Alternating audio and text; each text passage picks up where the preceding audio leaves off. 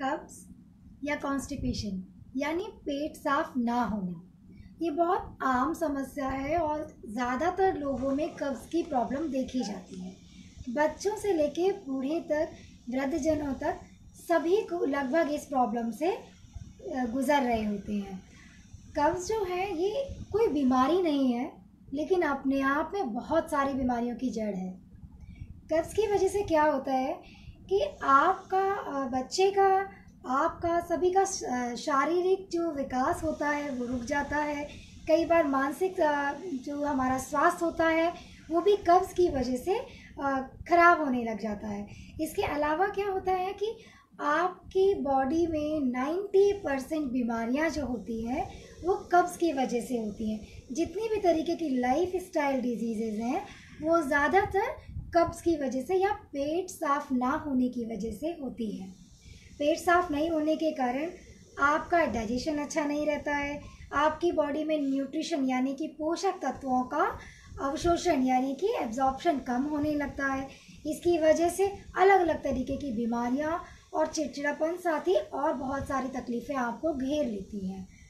Normally क्या होता है, जब भी आप कोई खाना खाते हैं तो वो खाना आपकी बॉडी उस खाने को डाइजेस्ट करती है, एब्जॉर्ब करती है और मेटाबोलाइज करने के बाद आपकी बॉडी से विद इन 24 आवर्स मतलब 24 घंटे के अंदर इसे वेस्ट प्रोडक्ट के रूप में बाहर निकाल देती है। लेकिन जब कई बार क्या होता है, अगर आप कम पानी पीते हैं या कम फाइबर युक्त खाना खाते हैं, आपकी खान पान की आदतें खराब हैं, आपकी दिनचर्या खराब है, या फिर आपकी लाइफ स्टाइल इस तरीके की है, बिजी शेड्यूल है, या आप तनाव बहुत ज़्यादा लेते हैं, या फिर कई बार कोई और बीमारी अगर आपको है जैसे डायबिटीज़, थायराइड और कोई और बीमारी जैसे हार्ट अटैक की प्रॉब्लम या हार्ट डिजीज़ की प्रॉब्लम है, ब्लड प्रेशर हाई हो जाता है, या कई बार हार्मोनल कोई और प्रॉब्लम हो, तो इन सभी प्रॉब्लम की वजह से भी आपकी लार्ज इंटेस्टाइन का बाउल मूवमेंट यानी कि उसकी जो एक्टिविटी होती है वो डिक्रीज हो जाती है, कम हो जाती है, जिसकी वजह से जो ये वेस्ट प्रोडक्ट होता है, आपके खाना खाने के बाद जो वेस्ट बनता है वो आपकी बड़ी आंत में फंस जाता है। फंसा होने की वजह से ये निकल नहीं पाता है और आपको मोशन क्लियर नहीं होते हैं। कई बार कॉन्स्टिपेशन यानी कि मोशन जो होता है, स्टूल जो होता है वो बहुत हार्ड होता है, वो बहुत ड्राई होता है, और कई बार क्या होता है आंतरिक रूप से इसमें ब्लीडिंग भी होने लग जाती है और ये आगे जाकर बहुत सारे अदर डिजीजेस का कारण बनता है। जय हिंद दोस्तों, मैं स्मिता करण, सर्टिफाइड थायरापैथिक डाइटिशियन, अपने लाइव वीडियो में आप सबका स्वागत करती हूँ। अभी मैंने आपको बताया कि कॉन्स्टिपेशन क्या होता है और ये कैसे होता है। अब मैं आपको बताऊंगी कि मैंने अपने 15 सालों के इस एक्सपीरियंस में अपनी एक्सपर्टाइज यूज़ करते हुए पूरे एक्सपीरियंस को लेते हुए जिस तरीके की डाइट मैंने अपने पेशेंट्स को दी है और उनसे कॉन्स्टिपेशन में उन्हें बहुत आराम मिला है, उन 10 मैजिकल डाइट टिप्स के बारे में मैं आज आपको बताऊंगी। तो चलिए बात करते हैं स्मिता's 10 मैजिकल डाइट टिप्स के बारे में जो आपके कॉन्स्टिपेशन को छूमंतर कर देगा। अगर आपको मेरा यह वीडियो पसंद आता है, अगर आपको मेरे वीडियो देखने से आपके कॉन्स्टिपेशन में कोई रिलीफ मिलता है तो इसे शेयर ज़रूर करें, लाइक करें, कमेंट करें, जिससे कि आप ज़्यादा से ज़्यादा लोगों तक इस वीडियो को पहुंचा सकें और ज़्यादा से ज़्यादा लोगों को कब्ज़ की समस्या से छुटकारा मिल सके। तो चलिए बात करते हैं मैजिकल डाइट टिप्स की। देखिए, स्मिता's मैजिकल डाइट टिप्स की सबसे अच्छी खासियत ये है कि मैं जितने भी टिप्स आपको बताऊंगी वो सभी आपके किचन में अवेलेबल होते हैं। तो स्टार्ट करते हैं। सबसे पहला टिप होता है देसी घी का इस्तेमाल करना।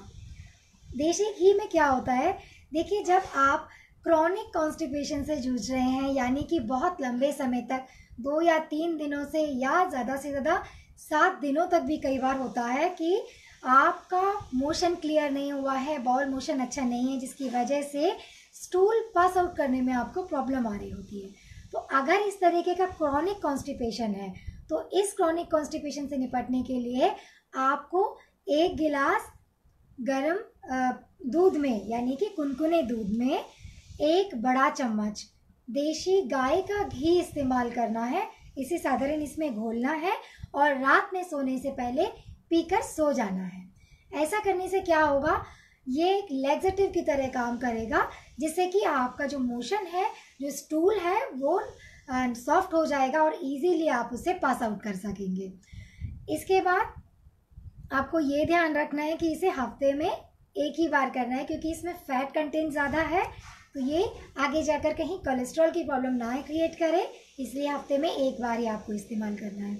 मैं इसीलिए आपको 10 डाइट टिप्स बता रही हूँ, जिससे आप इन्हें बार बार बदल बदल कर अलग अलग दिन अलग अलग डाइट टिप्स को यूज़ करें। इसके बाद हम बात करते हैं एक और बहुत कारगर डाइट टिप जो मैं बता रही हूँ आपको।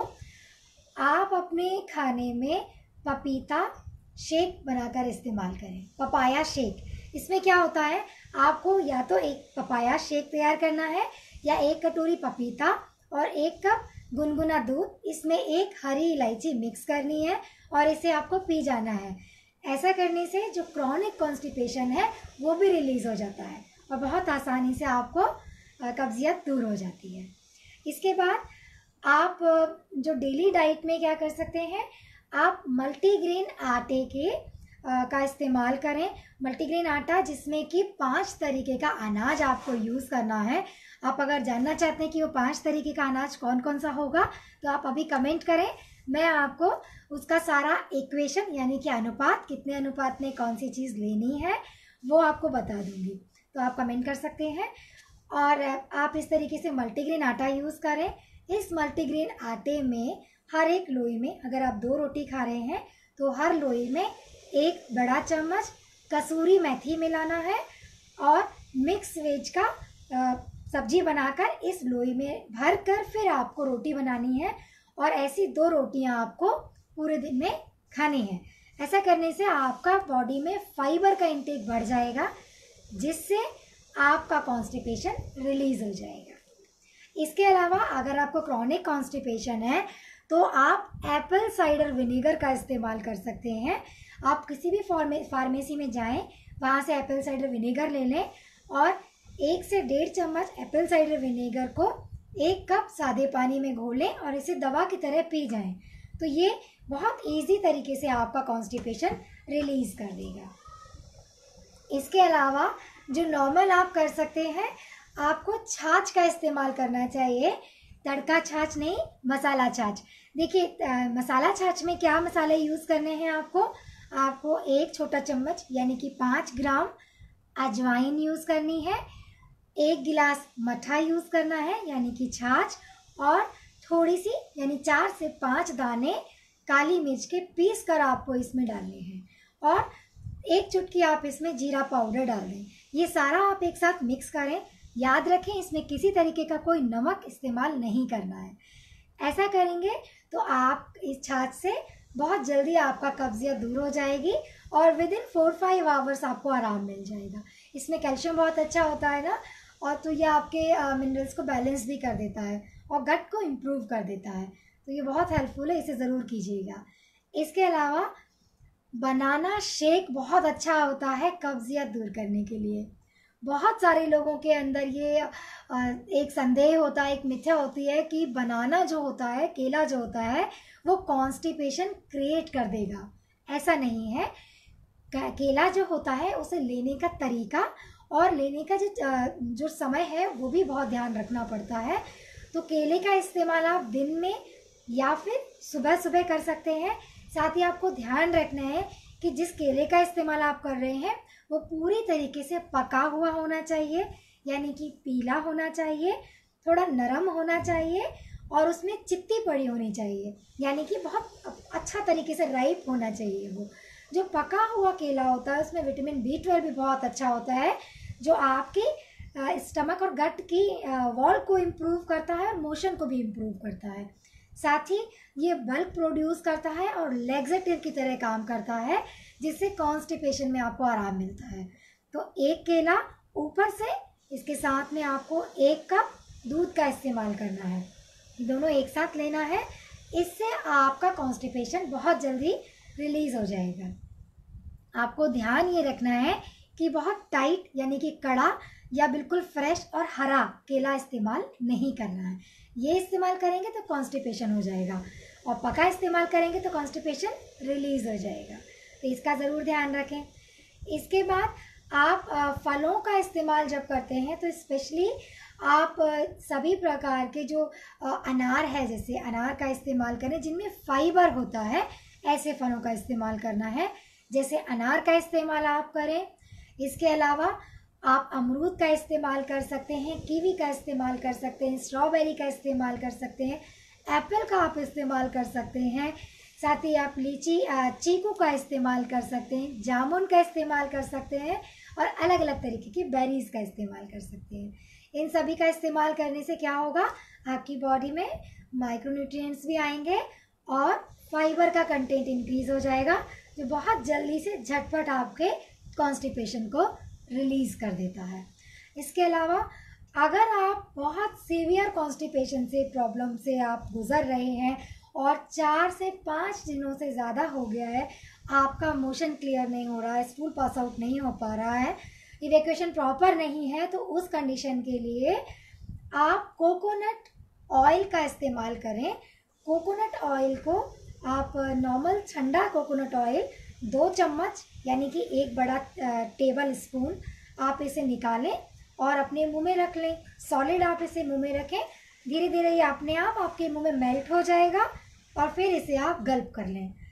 ऐसा करने से क्या होता है, इसमें लुब्रिकेंट टाइप होते हैं जो कि एक तो सूदिंग देंगे आपके इंटेस्टाइन को, जिससे कि जो कड़ा आपका टाइट हो गया है मोशन और जो आपका कब्ज बन गया है वो रिलीज़ हो जाएगा और बहुत स्मूथ तरीके से विदाउट एनी पेन आपका कॉन्स्टिपेशन आराम से आप इससे निजात पा सकते हैं। ये सारे टिप्स जो मैंने आपको बताए हैं ये बहुत ही मैजिकल टिप्स हैं, जिन्हें आप इस्तेमाल करें तो आपको बहुत जल्दी राहत मिलेगी। इसके अलावा आप कोकोनट वाटर का इस्तेमाल भी कर सकते हैं और कोकोनट सॉलिड फ्रूट का भी इस्तेमाल कर सकते हैं, लेकिन कोकोनट आपको फ्रेश यानी कि पानी वाला जो हम पूजा में इस्तेमाल करते हैं वही सेम आपको पानी वाला कोकोनट यूज़ करना है। तो इसमें फाइबर कंटेंट बहुत अच्छा होता है, पोटेशियम बहुत अच्छा होता है, मैग्नीशियम बहुत अच्छा होता है, जो आपके इनर सेल की लेयर की मूवमेंट को इंक्रीज़ कर देता है और बाउल मूवमेंट इंक्रीज़ होने से कॉन्स्टिपेशन बहुत आसानी से रिलीज़ हो जाता है। तो ये सारे टिप्स आप ज़रूर इस्तेमाल कीजिए। सब्जियों में ज़्यादा से ज़्यादा हरी पत्तेदार सब्जियों का इस्तेमाल कीजिए, इनमें फाइबर बहुत अच्छा होता है। अभी आगे मैं आपको बताऊंगी कि कौन कौन सी सब्जियां आप इस्तेमाल कर सकते हैं। तो ये सारे जो डाइट टिप्स मैंने आपको बताए हैं ये ज़रूर इस्तेमाल कीजिए। और एक बहुत ज़्यादा और बहुत अच्छा कारगर उपाय है जो नॉर्मली आप इजीली अवेलेबल है आपके घरों में भी, अगर आप चाहें तो इस्तेमाल कर सकते हैं। एलोवेरा जूस का इस्तेमाल करें। सुबह सुबह अगर आप एलोवेरा जूस का इस्तेमाल करते हैं तो एलोवेरा जूस क्या करता है, आपकी इंटेस्टाइन में जितने भी तरीके के विषैले पदार्थ, विषाक्त पदार्थ और जो भी आपकी बॉडी में इंटेस्टाइन में जो एक्सक्रीट नहीं हो पा रहा है वेस्ट प्रोडक्ट, उससे बहुत आसानी से विदाउट एनी पेन बहुत स्मूथ तरीके से उसे एक्सक्रीट आउट करने में हेल्प करता है। तो एलोवेरा जेल को आपको ज़रूर इस्तेमाल करना है। फ्रेश एलोवेरा जेल अगर आपको मिल सकता है तो इसका इस्तेमाल करें, वरना आप पतंजलि का आयुर्वेदिक एलोवेरा जेल का इस्तेमाल भी कर सकते हैं। ये भी बहुत अच्छा होता है। आप इसे सीधा इसी तरीके से पैकेट खोलिए और एलोवेरा का इस्तेमाल कर लीजिए। या घरों में अगर आपके पास एलोवेरा का प्लांट है तो उसके एक पत्ती को निकालिए, बीच से काटिए और एलोवेरा जेल को निकाल कर 1 कप पानी में इसे घोलिए या मिक्सी में चला लीजिए और फिर इसे बिना छाने इसी तरह पी जाइए। ये बहुत जल्दी और बहुत आसानी से आपके गट को क्लीन कर देता है। इसके अलावा आप एक काम और कर सकते हैं कि जो चिया सीड होते हैं या चिया सीड अवेलेबल नहीं है तो फ्लेक्स सीड का इस्तेमाल भी आप कर सकते हैं। रोस्टेड फ्लेक्स सीड अगर आप 10 ग्राम इस्तेमाल कर लेते हैं तो आपके कॉन्स्टिपेशन से बहुत जल्दी आपको आराम मिल जाएगा। बस एक चीज़ ध्यान रखनी है कि चिया सीड या रोस्टेड फ्लेक्स सीड जब भी आप ले रहे हैं तो आपको पानी का इस्तेमाल बहुत ज़्यादा करना है। मैंने अधिकतर अपने पेशेंट्स को एडवाइस किया है कि जैसे अभी बरसात का सीज़न चल रहा है और बहुत अच्छा सीज़न है, इसमें आपको कॉर्न यानी कि भुट्टा बहुत इजीली अवेलेबल होता है। और भुट्टे में बहुत अच्छा, एक तो प्रोटीन भी बहुत अच्छा होता है, साथ ही इसमें फाइबर कंटेंट बहुत अच्छा होता है। फाइबर आपके इंटेस्टाइन को और गट को क्लीन करने का काम करता है, डाइजेशन को भी एड कर देता है, और इसमें फाइबर अच्छा होने के कारण ये स्टूल पास आउट करने में बहुत हेल्पफुल होता है। लेकिन आपको भुट्टा अगर आप खा रहे हैं तो ध्यान रखना है कि ये बॉइल्ड होना चाहिए, यानी कि छल्ली इस्तेमाल कर सकते हैं आप। छल्ली यानी आप भुट्टे को लाएं और इसे कुकर में 4 से 5 सीटी लगा दें, बहुत अच्छी तरीके से बॉईल करें, और फिर इसके दाने आप या तो घी लगाकर, उसके बाद नींबू और थोड़ा सा काला नमक लगाकर फिर इसे खाएं। बहुत टेस्टी भी लगता है, बहुत चटपटा, बहुत टेस्टी लगता है, और आपको कॉन्स्टिपेशन को भी रिलीज़ कर देगा। तो ये सारे जो डाइट टिप्स मैंने आपको बताए हैं, इन्हें आप ज़रूर इस्तेमाल करें और बहुत आसानी से अपने कॉन्स्टिपेशन से रिलीज़ पा सकते हैं। किसी भी तरीके की अगर आपको रेसिपी जाननी है, जैसे आप नवरत्न पराठा अगर बनाना सीखना चाहते हैं, या नवरत्न आप रोटी बनाना सीखना चाहते हैं, अलग अलग तरीके की चीज़ें, रेसिपीज़ आप कॉन्स्टिपेशन के लिए अगर आप जानना चाहते हैं, तो अभी कमेंट बॉक्स में कमेंट करें। मैं आपको 10 रेसिपीज़ बताऊंगी जो आपके कॉन्स्टिपेशन को रिमूव कर देंगी और आप अपनी डाइट को एंजॉय भी कर सकेंगे। चलिए अब बात करते हैं कि कॉन्स्टिपेशन ना हो इसके लिए आपको कैसी डाइट लेनी चाहिए, आपका डेली का डाइट रूटीन कैसा होना चाहिए। जैसे कि आप सुबह उठते हैं तो सुबह उठने से लेके रात तक आपको क्या क्या कैसे कैसे खाना चाहिए। चलिए स्टार्ट करते हैं आपकी दिनचर्या से। आप सुबह सोकर उठते हैं, सुबह सोकर उठने के बाद मैं एडवाइस करती हूँ कि आप 1 से 1.5 गिलास पानी पिए। लेकिन कॉन्स्टिपेशन अगर आपको रहता है तो आपको धनिया वाटर नियमित रूप से पीना चाहिए। 1 से 1.5 चम्मच धनिया पाउडर को 1 कप पानी में रात में भिगो कर रखें और सुबह इस पानी को छान कर पी जाएं। ऐसा करने से एक तो आपका डाइजेशन भी इम्प्रूव होगा, और जो इंटेस्टाइन है उसमें जितने भी टाइप का वेस्ट प्रोडक्ट फंस गया है वो एक्सक्रीट आउट हो जाएगा, जो मॉइस्चर कंटेंट कम हो गया है वो भी इम्प्रूव हो जाएगा। तो ये ज़रूर करें। इसके बाद आप 4 मुनक्का और 2 अंजीर भीगे हुए आपको सुबह सुबह ज़रूर लेने हैं।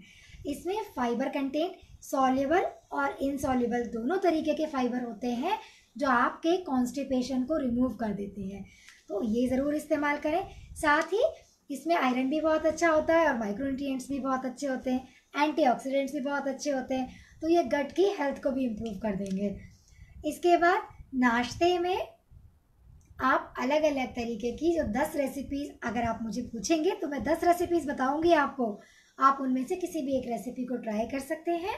जैसे आप उपमा ले लें, वेजिटेबल दलिया ले सकते हैं, आप ओट्स इस्तेमाल कर सकते हैं, वेज नवरत्न पराठा इस्तेमाल कर सकते हैं, अलग अलग तरीके की मैक्रोनीज इस्तेमाल कर सकते हैं, अलग अलग तरीके के वेज सेवई इस्तेमाल कर सकते हैं।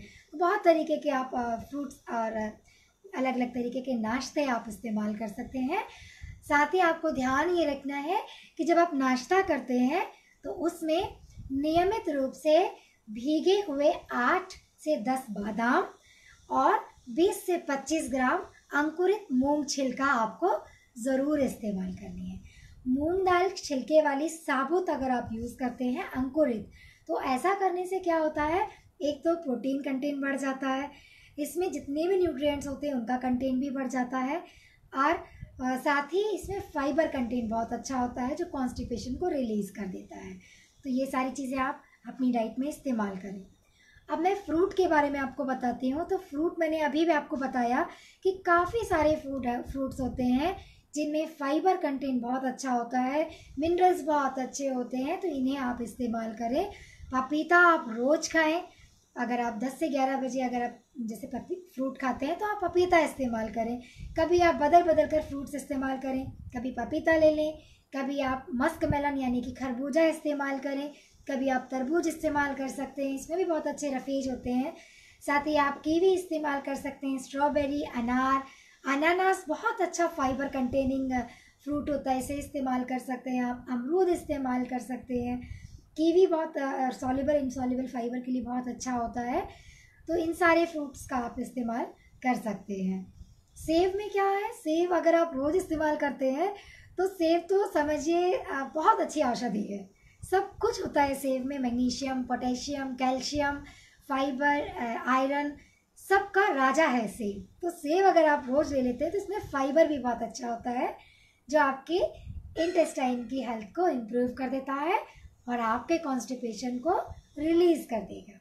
तो ये ज़रूर इस्तेमाल करें। इसके बाद खाना खाते टाइम आपको नियमित रूप से सलाद इस्तेमाल ज़रूर करनी है। सलाद में आप चुकंदर इस्तेमाल करें, टमाटर इस्तेमाल करें, मूली इस्तेमाल करें, गाजर इस्तेमाल करें, खीरा इस्तेमाल करें।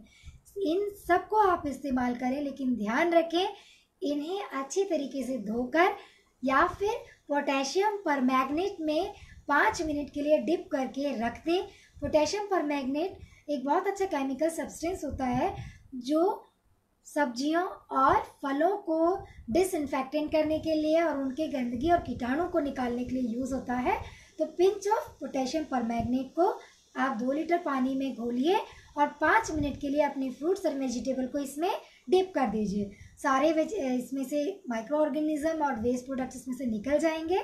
फिर आप अपनी सलाद को छिलका सहित खाइए, बहुत हेल्दी होता है। इसके बाद आप जो खाना खाते हैं उसमें आप एक तो जो आप रोटी बनाएंगे वो मल्टीग्रेन आटे से बनाएंगे। रोटी में आप कसूरी मेथी का ज़रूर इस्तेमाल करें। साथ ही आप हरी पत्तेदार सब्जियों का इस्तेमाल ज़्यादा से ज़्यादा करें। सभी प्रकार की हरी पत्तेदार सब्जियों को बारिश के सीज़न में भी आप खा सकते हैं, कोई प्रॉब्लम नहीं है। उपाय वही करना है, पोटेशियम परमैंगनेट में आप इसे रख दीजिए 5 मिनट के लिए, सारे कीटाणु खत्म हो जाएंगे। फिर आप इसे इस्तेमाल आसानी से कर सकते हैं। या फिर अगर आप पत्तेदार सब्जियों का इस्तेमाल नहीं करना चाहते हैं तो आप कमल ककड़ी का इस्तेमाल करें, इसमें बहुत अच्छा फाइबर होता है। सहजन का इस्तेमाल करें, सहजन की फलियों का, सहजन की पत्तियों का इस्तेमाल करें, इसमें भी बहुत अच्छा फाइबर होता है। बीन्स होता है, मटर होता है। साथ ही आपका ये मटर के अलावा आप अलग अलग तरीके के सेम का इस्तेमाल कर सकते हैं। ब्रोकली बहुत अच्छा फाइबर और सॉल्युबल फाइबर ब्रोकली में होता है। पत्ते गोभी में भी बहुत अच्छा फाइबर होता है। तो इन सारे वेजिटेबल्स को आप अपनी डाइट में इंक्लूड करें। भिंडी भी बहुत अभी आ रही है इस समय पे, तो भिंडी आप इस्तेमाल कर सकते हैं। तो ये सारे फूड आइटम इस्तेमाल कीजिए और अपने कॉन्स्टिपेशन को आप बहुत आसानी से रिलीज़ करके रख सकते हैं। अच्छा, इसके बाद खाना खाने के बाद आपको एक कप या 1 गिलास छाछ ज़रूर इस्तेमाल करना चाहिए, जिसमें 4 काली मिर्च आप ज़रूर डालें। काली मिर्च को पीस लीजिए और फिर अपने छाछ में मिलाइए या फिर पी जाइए। ऐसा करने से आपको कभी कॉन्स्टिपेशन नहीं होगा। इसमें कैल्शियम भी बहुत अच्छा होता है और ये गट हेल्थ को भी इम्प्रूव कर देता है। तो ये आपके लिए बहुत कारगर उपाय है। और साथ ही कॉन्स्टिपेशन से अगर आप बचना चाहते हैं तो आपको जो आपका खाना है, रात का खाना है, वो स्पेशली 7 बजे से 8 बजे के बीच में कंप्लीट कर देना चाहिए। कभी भी 8 बजे से लेट आप खाना मत खाइए अगर आपको कॉन्स्टिपेशन की शिकायत रहती है, क्योंकि आप जो भी खाना खाते हैं उसे डाइजेस्ट होकर मेटाबोलाइज होने में 4 से 5 घंटे लग जाते हैं। तो आप खाना खाएं तो सोने के बीच में कम से कम 3 घंटे का गैप तो ज़रूरी है। इसीलिए आप 7 से 8 बजे तक अपना खाना फिनिश कर दीजिए, तो आपको कभी भी कॉन्स्टिपेशन की प्रॉब्लम नहीं होगी। रात में सोने से पहले आपको 1 कप दूध ज़रूर लेना है, साथ ही 4 छुआरे यानी कि खजूर आपको ज़रूर लेना है। ऐसा करने से क्या होगा, एक तो दूध में लैक्सेटिव की तरह काम करता है, छुआरा भी लैक्सेटिव की तरह यानी कि वेस्ट प्रोडक्ट्स को शरीर से बाहर निकालने के लिए दवा की तरह काम करता है। साथ ही इसमें कैल्शियम भी होता है। छुआरे में आयरन भी बहुत अच्छा होता है और फाइबर भी बहुत अच्छा होता है। तो ये कंप्लीट एक बहुत अच्छी रेमेडी है जो कॉन्स्टिपेशन नहीं होने देगी। तो आपकी बॉडी में ये सारी चीज़ें लेने से कभी कॉन्स्टिपेशन नहीं होगा। इसके अलावा अगर आपको अभी कॉन्स्टिपेशन लगता है या कभी कभी होता है तो आप रात में सोने से पहले जो दूध ले रहे हैं उसके साथ 1 कटोरी पपीता ले लें। दूध के साथ पपीता लेने से मॉर्निंग में आप बिना किसी परेशानी बहुत इजी तरीके से स्मूथली अपनी पूरी बाउल मूवमेंट को क्लियर कर सकते हैं। आपका बाउल एम्प्टी हो जाएगा और कॉन्स्टिपेशन बहुत आसानी से रिलीज़ हो जाएगा और आप सारे दिन बहुत फ्रेश महसूस करेंगे। तो अपने कॉन्स्टिपेशन को कंट्रोल कीजिए। ये जो सारे डाइट टिप्स मैंने आपको बताए हैं, इन सारे डाइट टिप्स को आप इस्तेमाल कीजिए। ड्राई फ्रूट्स भी आप इस्तेमाल कीजिए, फ्रूट्स भी इस्तेमाल कीजिए, वेजिटेबल्स भी इस्तेमाल कीजिए, सारी चीज़ें इस्तेमाल कीजिए। बस जैसे मैंने बताई है उसी तरीके से आपको इस्तेमाल करनी है। अब हम बताएंगे वो चीज़ें जो आपको कॉन्स्टिपेशन अगर रहता है तो बिल्कुल नहीं लेनी है, क्योंकि इन चीज़ों को लेने से आपकी बॉडी में कॉन्स्टिपेशन क्रिएट होता है।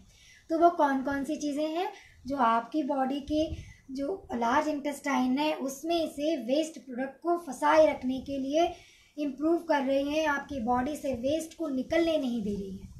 तो चलिए जानते हैं। सबसे ज़्यादा कॉन्स्टिपेशन के लिए जो रिस्पॉन्सिबल फूड है वो है मैदा। हम लोग नॉर्मली अपने खाने में मैदा का इस्तेमाल जाने अनजाने करते रहते हैं। क्या होता है, आप अपने खाने में सुबह नाश्ते में कई बार रस्क ले लेते हैं या बिस्किट ले लेते हैं या ब्रेड का इस्तेमाल कर लेते हैं। सभी तरीके की बिस्किट, ब्रेड, कुकीज़ या पाव, बंस, ये सभी मैदे से बने होते हैं, रिफाइंड फ्लोर से बने होते हैं, जिनमें फाइबर कंटेंट बिल्कुल नहीं होने के कारण आपकी इंटेस्टाइन में ये वेस्ट प्रोडक्ट को स्टक कर देते हैं। एक तरीके से आप कह सकते हैं कि ये आपकी आंतों में जाकर जमा हो जाते हैं और आपकी आंतों को खाली नहीं होने देते हैं और कॉन्स्टिपेशन को बढ़ा देते हैं। तो आपको मैदा नहीं लेना है। साथ ही आपको जितने भी प्रकार का तला हुआ खाना है और प्रोसेस फूड आइटम है वो बिल्कुल नहीं लेना है, क्योंकि तला हुआ फूड आइटम खाने से आपकी जो बॉडी में डाइजेशन प्रोसेस है, एब्जॉर्प्शन प्रोसेस है, वो कम हो जाता है, न्यूट्रिएंट का एब्जॉर्प्शन भी कम हो जाता है और बाउल का मूवमेंट जो होता है वो कम हो जाता है, जिसकी वजह से प्रॉब्लम होती है। साथ ही अब आपको क्या ध्यान रखना है, किसी भी तरीके का फ्रूट जूस आपको नहीं इस्तेमाल करना है। फ्रूट जूस क्यों नहीं इस्तेमाल करना है? क्योंकि फ्रूट जूस में बिल्कुल भी फाइबर नहीं होता है।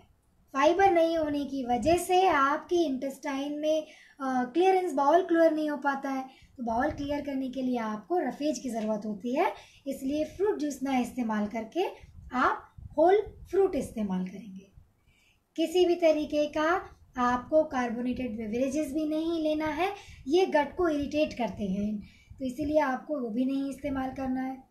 इसके अलावा अल्कोहल का इस्तेमाल तो बिल्कुल नहीं करना है, क्योंकि ये मेटाबॉलिज्म को भी, रेट को भी कम कर देता है और डाइजेशन प्रोसेस को भी इनहिबिट कर देता है, तो आपको ये भी इस्तेमाल नहीं करना है। साथ ही बहुत ज़्यादा मात्रा में नमक का इस्तेमाल नहीं करना है।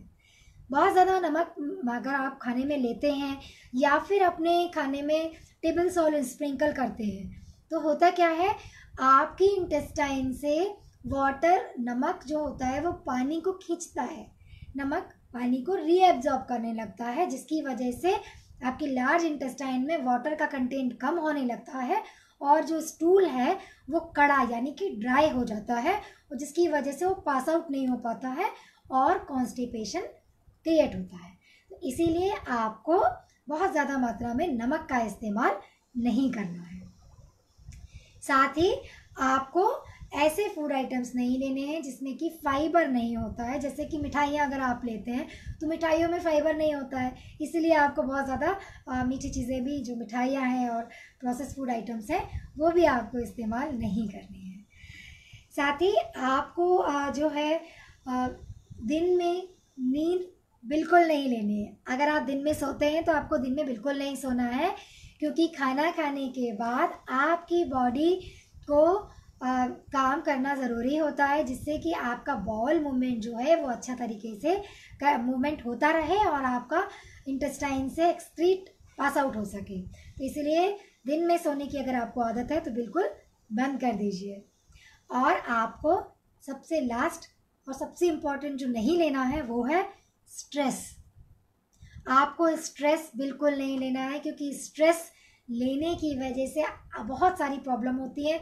आपके गट में बनने वाले हेल्दी बैक्टीरियाज और अच्छे वाले जो प्रोबायोटिक्स हैं वो नहीं बन पाते, हेल्दी बैक्टीरियाज नहीं बन पाते, गट हेल्थ जो होती है वो ख़राब हो जाती है, बाउल मूवमेंट कमज़ोर होने लगता है और हार्मोनल इम्बैलेंस होने लगते हैं, जिसकी वजह से अलग अलग तरीके की बीमारियां होती हैं और अल्टीमेटली आपका BMR डाउन हो जाता है और आपको कब्जियत होने लग जाती है। तो ये सारी प्रॉब्लम्स आपको होती हैं, इसीलिए आपको स्ट्रेस बिल्कुल नहीं लेना है। तो आप ये सारी चीज़ें जो मैंने बताई हैं जब आपको नहीं खानी है वो ध्यान रखिए। जो खाने की चीज़ें मैंने आपको बताई हैं उन्हें ज़रूर खाइए और स्मिता के 10 मैजिकल डाइट टिप्स ज़रूर इस्तेमाल कीजिए। बदल बदल कर अलग अलग डाइट टिप्स का इस्तेमाल कीजिए और इस वीडियो को शेयर ज़रूर कीजिए, कमेंट कीजिए अगर कुछ भी पूछना चाहते हैं और ज़रूर लाइक कीजिए। आप हमसे किसी भी तरीके की डिजीज़ के बारे में या डाइट पूछना चाहते हैं या किसी तरीके की रेसिपीज़ के बारे में आप हमसे पूछना चाहते हैं तो कमेंट बॉक्स में कमेंट कीजिए। Thank you. जय हिंद।